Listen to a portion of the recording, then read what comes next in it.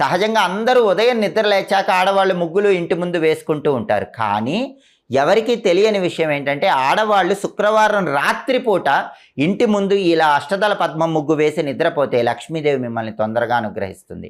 అలాగే ప్రతి పౌర్ణమికి లక్ష్మీదేవి భూలోక సంచారం చేయటానికి వస్తుంది. కాబట్టి పౌర్ణమి రోజు రాత్రి సమయంలో మీ ఇంటి ముందు ముగ్గు ఉండేలాగా చూసుకోండి.